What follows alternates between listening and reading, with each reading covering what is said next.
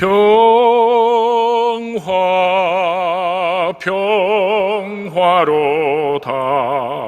하늘 위에서 내려오네. 그 사랑의 물결이 영원토록 내 영혼을 덮으소서. 이 땅 위에 험한 길 가는 동안 참된 평화가 어디 있나. 우리 모두 다 예수를 친구 삼아 참 평화를 누리겠네. 평화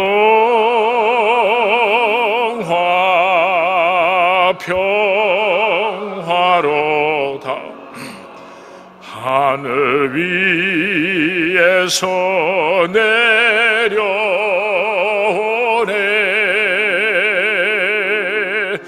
그 사랑의 물결이 영원토록 내 영혼을 덮으소서. 예수님께서 사랑하는 제자들에게 아주 귀중한 8가지 축복을 말씀하셨습니다. 심령이 가난한 자는 복이 있나니 그들이 천국이 저희 것이며, 애통하는 자는 복이 있나니 그들이 위로를 받을 것이며, 그리고 오늘 3번째로 온유한 자는 복이 있나니 그들이 땅을 기업으로 받을 것이며, 예수님께서 주신 8가지 축복 가운데서 오늘은 3번째 축복을 생각하면서 함께 은혜를 나누기를 원합니다. 사람들은 온유한 것을 그렇게 좋아하지를 않습니다. 세상 사람들은 부자가 되기 위하여서 빼앗고 속이고 훔치고 수단 방법을 가리지 않고 있습니다. 자식들을 강하게 키우려고 어떻게 해서든지 강자로 만들어서 낙오자가 되지 않고 살아남게 하려고 가정교육도 몸부림을 치고 있습니다. 그런데 예수님께서는 오늘 말씀하시기를 남을 섬기고 자기 자신을 낮추고 양보하는 바로 그 사람이, 온유한 사람이 하나님의 축복을 받고 땅을 기업으로 받게 된다고 말씀을 하십니다. 오늘 성경 말씀에 나타나는 이 온유라고 하는 단어는 프라우스라고 하는 원어인데, 그 뜻은 야생마를 조련사가 잘 길들인다는 뜻을 가지고 있습니다. 그렇다고 해서 야생마의 기질을 다 죽이는 것은 아닙니다. 달릴 때는 힘차게 달리고 조련사가 훈련시키는 대로 말을 잘 들을 수 있도록 하는 것, 바로 이것이 온유라, 그렇게 그 뜻을 해석하고 있습니다. 온유란 무기력하고 우유부단하고 소심한 것이 아니라 잘 훈련되어서 잘 통제되는 것을 말하는 것입니다. 세상 사람들이 말하는 온유함과 우리 그리스도인들이 말하는 온유함은 정확하게 일치하지는 않습니다. 물론 같은 부분도 있지만 그 출발점이 서로 다른 것입니다. 저 사람 참 착하다, 저 사람 참 온유하다, 저 사람은 법 없이도 사는 사람이다, 그렇게 세상 사람들에게 칭찬받는 사람이 있는데, 세상 사람들이 말하는 온유함은 그 출발점이 인간으로부터 출발하고 있다고 하는 것입니다. 사람들과 비교할 때에 그 속에 있는 교양이나 인격이 보통 사람들보다 더 나아서 착할 수도 있고 양보를 할 수도 있고, 그래서 많은 사람들에게 칭찬받는 사람들이 있습니다. 그런가 하면 우리 그리스도인들이 말하는 온유함은 세상 사람들의 것과 많은 차이가 있습니다. 그 출발점이 무엇인가 하면 하나님의 뜻입니다. 하나님께서 그렇게 하는 것을 기뻐하시고 하나님께서 그렇게 하라고 말씀하시기 때문에 내 생각이나 내 뜻과는 다르지만은 나를 쳐서 하나님의 뜻에 복종시킴으로 말미암아 하나님을 기쁘시게 해드리는 삶, 이것은 바로 성경이 말하는 온유함인 것입니다. 유명한 윌리엄 버클리라고 하는 신학자는 온유에 대하여서 설명하기를 분노할 만할 때에 노하고 분노하지 아니하야 할 때는 노하지 아니하고 자기의 본능과 충동과 정욕을 하나님의 다스림에 따라 억제하며 자기의 무지와 연약함을 아는 겸손을 가진 마음이라고 해석을 했습니다. 성경이 말하는 온유함의 절대적인 기준은, 그 표준은 바로 예수 그리스도이십니다. 예수님께서 마태복음 11장 29절 말씀에서 나는 마음이 온유하고 겸손하니 나의 멍에를 메고 내게 배우라, 예수님께서 말씀하셨습니다. 참 저 사람 온유하다. 우리가 교회 안에서 그렇게 말씀을 할 때는 세상적인 온유함이 아니라 예수님을 닮아서 예수님의 마음을 가졌기 때문에, 그래서 우리들은 그 사람을 향해서 참 온유한 분이라 하고 칭찬을 하게 되는 것입니다. 예수님은 어떠한 삶을 사셨길래, 예수님의 마음은 어떤 마음이셨길래 예수님을 가르쳐서 온유함의 표본으로 삼고 있고 우리를 닮으라고 말씀하시는가? 예수님께서 이 땅에 오실 때에 하늘 영광 버리고 온 인류를 구원하시려고 사람의 몸을 입고 이 땅으로 찾아오실 때에 베들레헴 말구유로 찾아오셨습니다.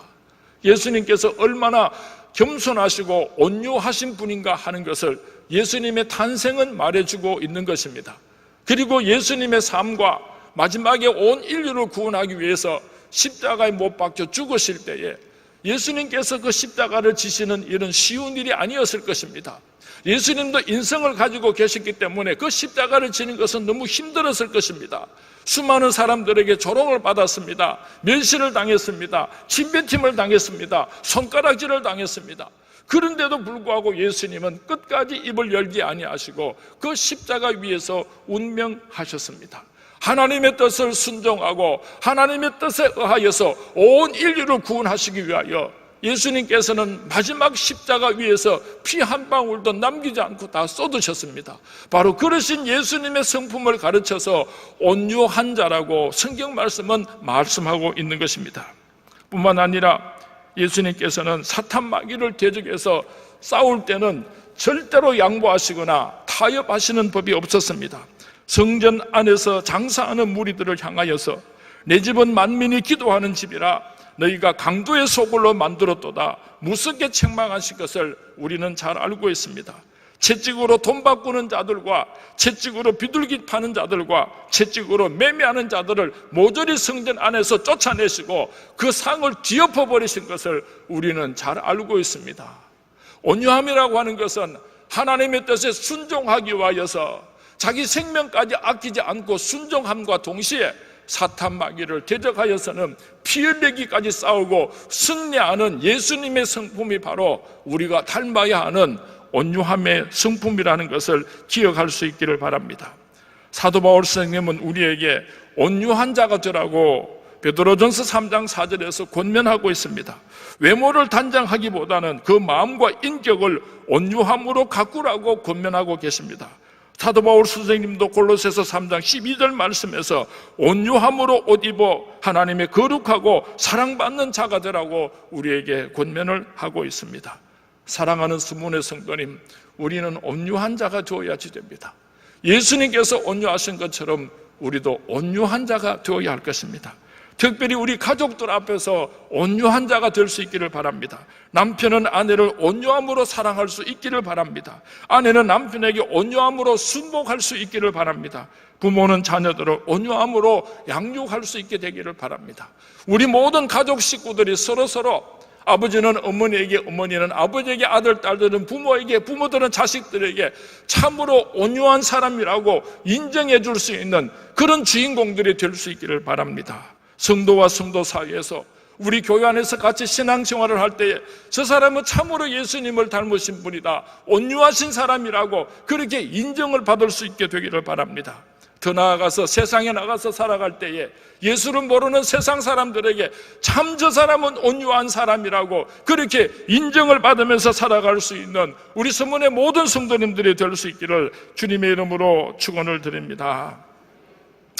우리가 참 온유한 사람이 되고 싶습니다.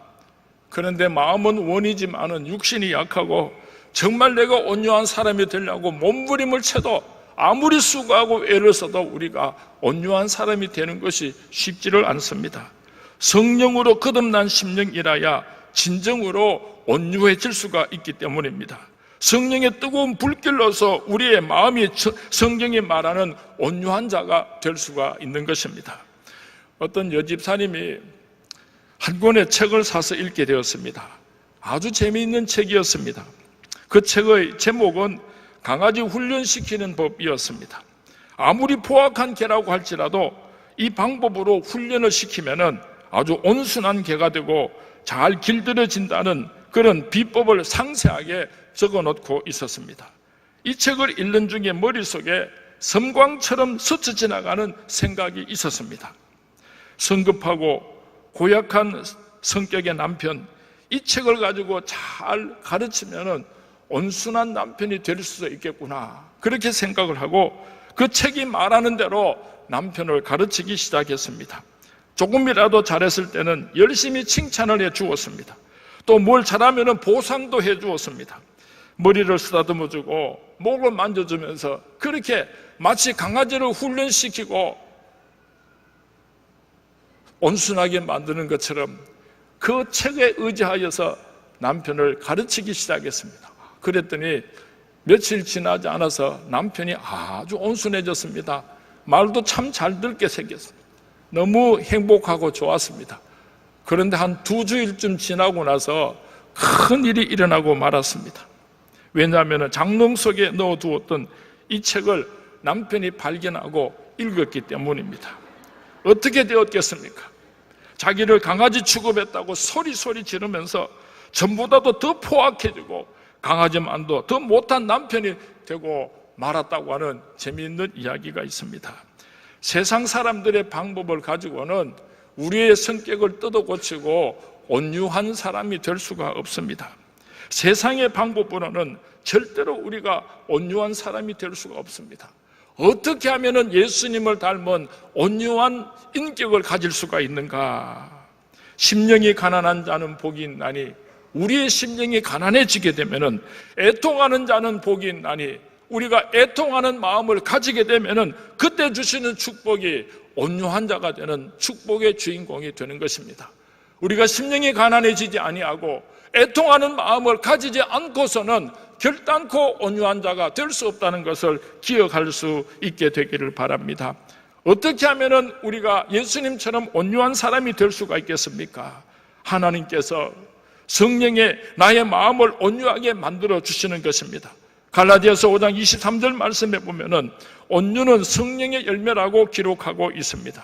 성령의 열매라고 하는 말은 우리의 노력으로 되어지는 것이 아니라 우리가 성령의 다스림을 받으며 성령 충만할 때에 열매로 나타나는 것이 바로 온유라고 하는 말씀입니다. 그러기에 우리가 온유한 마음을 갖기 위하여서는, 온유한 열매를 맺기 원한다면 성령 충만해야지 되는 것입니다. 우리가 예배를 드릴 때마다 우리 서문의 모든 성도님들의 심령에 성령의 충만함으로 말미암아 온유한 자들이 될 수 있기를 주님의 이름으로 축원을 드립니다. 주님의 이름으로 축원을 드립니다. 우리 안에는 누구나 야생마와 같은 야생적인 성품을 가지고 있습니다. 세상에 성질 없이 살아가는 사람이 누가 있겠습니까? 정도의 차이일 뿐이지 누구나 충동을 받으면 야생마처럼 난폭해지기 쉬운 성품을 누구든지 가지고 있습니다. 그러나 성령께서 우리의 마음과 생각을 다스려 주시면 야생마와 같은 성품을 통제하여 주시고 균형을 잡아 주십니다. 내가 온유해야지라고 해서 온유해지는 것이 아니라 성령님께서 내 안에 계셔서 성령님께서 나를 다스려 주실 때에 우리는 온유한 자가 되는 것입니다. 찬송을 부르시면서 온유한 자들이 될 수 있기를 주님의 이름으로 축원을 드립니다. 기도하시면서 성령님께서 여러분의 심령을 만져주셔서 온유한 자들이 될 수 있기를 주님의 이름으로 축원을 드립니다. 선포되는 하나님의 말씀을 받으면서 아멘 아멘 하심으로 여러분의 심령이 온유한 자들이 될 수 있기를 주님의 이름으로 축원을 드립니다. 주님의 이름으로 축원을 드립니다. 성경에 나오는 순교자 중에서 스데반의 모습을 통해서 우리는 온유의 절정을 보게 되는 것입니다. 사도행전 7장 59절에서 60절 말씀에 보면은 그들이 돌로 스데반을 치니 스데반이 부르짖어 이르되 주 예수여 내 영혼을 받아 주시옵소서 하고 무릎을 꿇고 크게 불러 이르되 주여 이 죄를 그들에게 돌리지 마옵소서 이 말을 하고 자니라. 이런 사람 스데반을 가르쳐서 사도 바울 선생님은 세상이 감당하지 못하는 사람이라고 별명을 붙여주었습니다. 사랑하는 수문의 성도님, 성령의 충만함을 받음으로 세상이 감당할 수 없는 사람, 세상이 감당할 수 없는 온유한 하나님의 거룩한 백성들이 될 수 있기를 주님의 이름으로 축원을 드립니다. 오늘 본문 말씀에서 예수님께서는 이렇게 축복하고 계십니다. 복되어라 온유한 자들이여 그들이 땅을 기업으로 받게 될 것이다. 여기서 시제를 보면은 미래형으로 되어 있습니다. 너희들이 온유한 사람이 되면은 하나님께서 너희들을 축복하셔서 이 땅에서 부자가 되고 천국에서도 땅을 기업으로 받게 될 것이라고 하나님께서 약속하여 주고 계시는 것입니다. 여러분 부자가 되고 싶습니까? 여러분 천국 가서 큰 상급을 받고 싶습니까? 그렇게 노력하지 않아도 온유한 자가 되면은 저절로 따라오는 축복인 줄로 믿습니다. 우리가 싫어한다고 할지라도 원치 아니한다고 할지라도 온유한 자가 되면은 하나님께서 그렇게 우리에게 복의 복을 쏟아 부어 주시겠다고 약속을 하고 계시는 것입니다. 우리가 잘 아는 이야기가 있습니다. 해하고 바람이 누가 더 힘이 센가를 두고 내기를 했답니다. 지나가는 나그네의 옷을 벗기는 쪽이 이기는 것으로 하고 시합을 했습니다.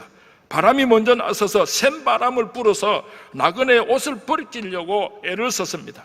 하지만 바람이 세면 셀수록 나그네는 외투를 더욱더 단단히 여밀 뿐이었습니다.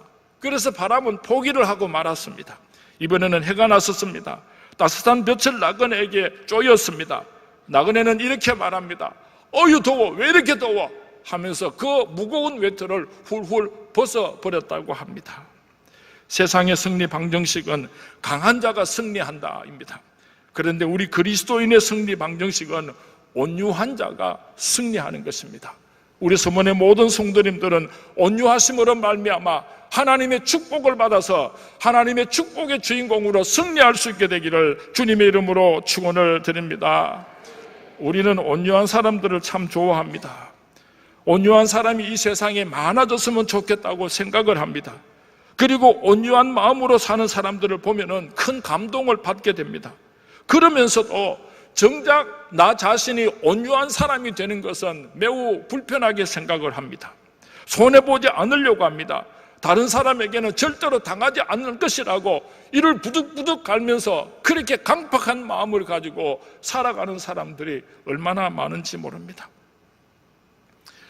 1990년 여름에 우리 서문교회 대학부 여름 수련회를 상주전문대학에서 가졌는데 그때 저를 대학부 수련회 강사로 초청을 해주어서 미국에서 목회를 하다가 잠시 나와서 한 주간 동안 말씀을 증거한 일이 있었습니다. 대학부 수련회 마지막 날 저녁에 한 200여 명쯤 되는 대학부 학생들을 상주전문대학교 실내체육관에 모아놓고 우리 인간 피라미드를 한번 쌓도록 합시다. 맨 밑에는 5명이 눕고 그 위에는 4명이 눕고 그 위에는 3명이 2명이 1명 그렇게 5층 인간 피라미드를 만들도록 하겠습니다 하고 호루라기를 불었습니다. 그랬더니 난리가 났습니다. 난리가요. 왜요? 서로 내가 높은 데 올라가려고, 내가 남자니까, 내가 회장이니까, 내가 튼튼하니까, 내가 예수를 오래 믿었으니까, 하여튼 이유도 많습니다. 서로 높은 데 올라가려고 하니까요 엉망진창이 되었습니다. 오랜 시간이 걸려서 여기저기 인간 피라미드이 만들어졌습니다.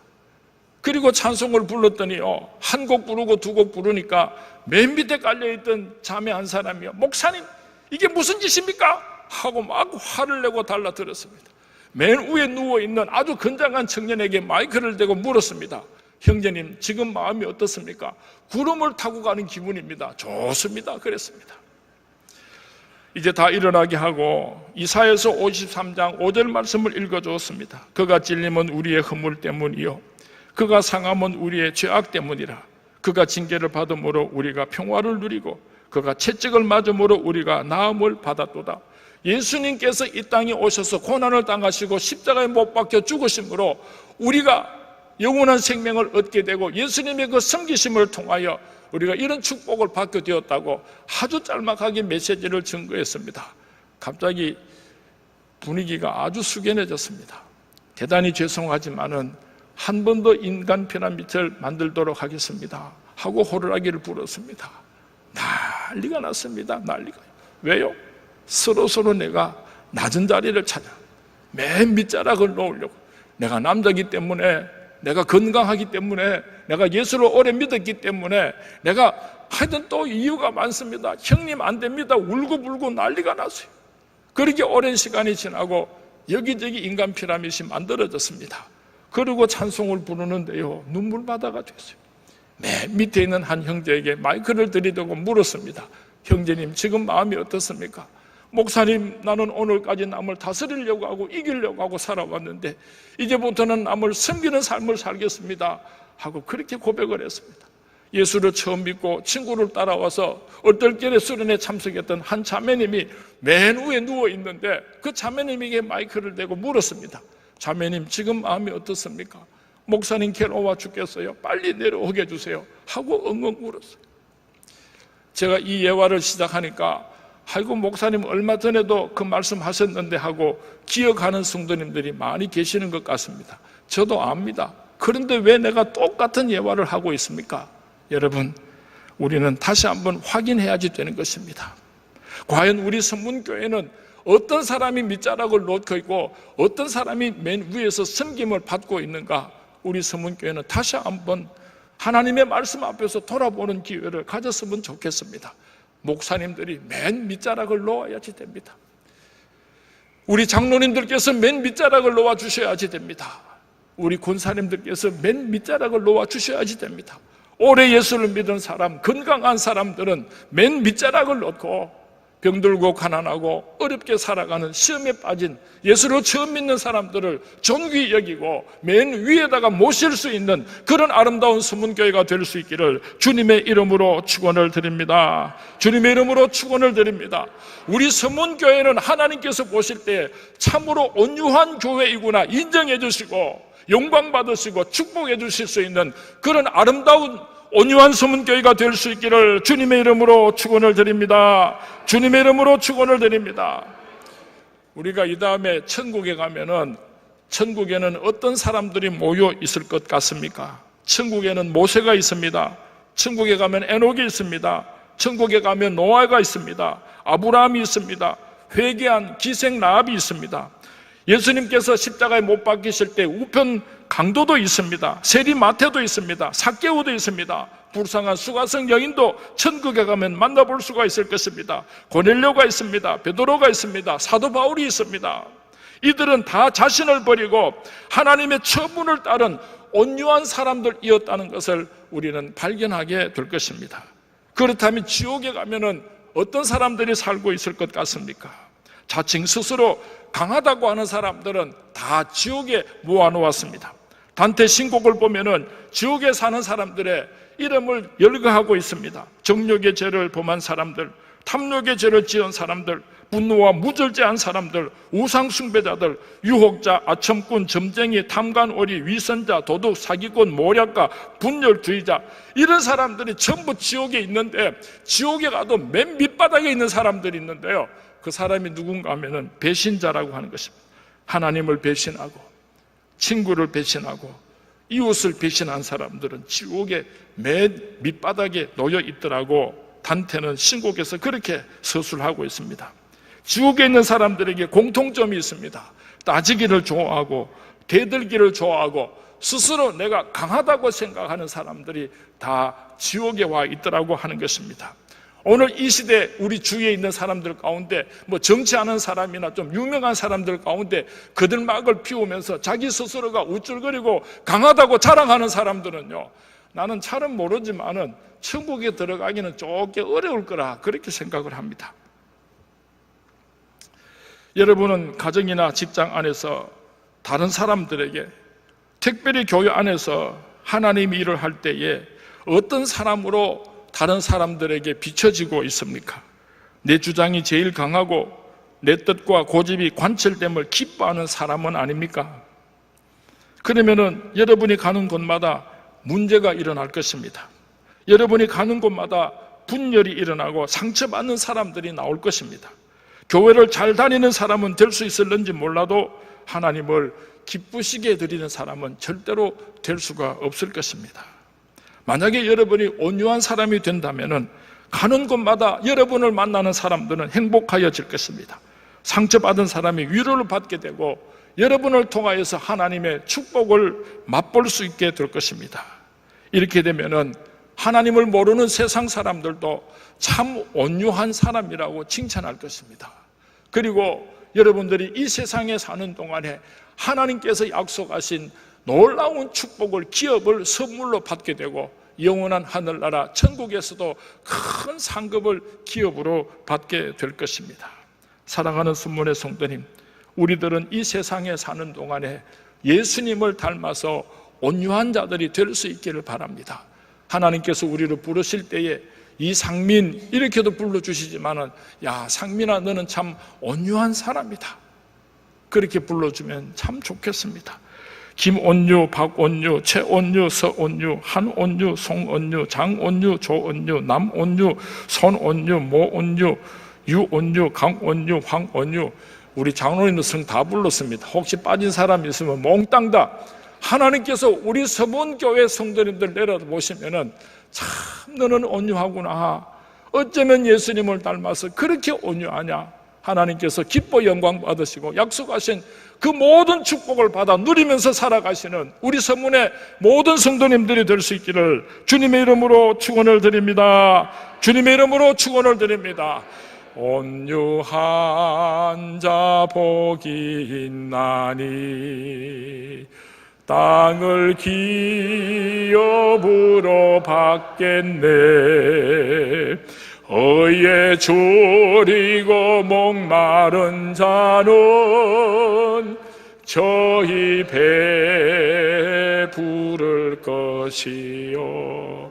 이번 한 주간 동안에 여러분들은 온유한 자가 되기로 힘쓸 수 있게 되기를 바랍니다. 심령이 가난한 자들이 되시고 애통하는 마음을 가지심으로 온유한 자들이 될 수 있기를 바랍니다. 예배를 드릴 때마다 성령의 기름 부으심으로 성령의 열매를 맺어서 온유한 삶을 사심으로 말미암아 온유한 자에게 주시는 놀라운 축복의 주인공으로 살아갈 수 있게 되기를 주님의 이름으로 축원을 드립니다. 내일 여러분이 직장에 출근을 하고 여러분의 내일 세상 사람들을 만날 때에 여러분의 얼굴을 보고 세상 사람들이 참 당신 얼굴은 천사를 닮았습니다, 당신의 말을 들으니까 내 마음이 이렇게 편해집니다, 참으로 당신은 온유한 사람입니다 하고 인정해 줄 수 있는 온유한 하나님의 거룩한 백성들이 될 수 있기를 주님의 이름으로 축원을 드립니다. 오늘 예배를 마치고 여러분들이 집으로 돌아가시면 사랑하는 아내에게, 남편에게, 가족들에게 의가 다릅니다. 말 한마디를 할 때에 사랑하는 가족들이 여러분을 통해서 여러분 인격과 여러분 신앙 속에서 우러나오는 그 온유함으로 인하여서 행복할 수 있는 그런 축복의 주인공으로 쓰임받을 수 있게 되기를 주님의 이름으로 축원을 드립니다. 주님의 이름으로 축원을 드립니다.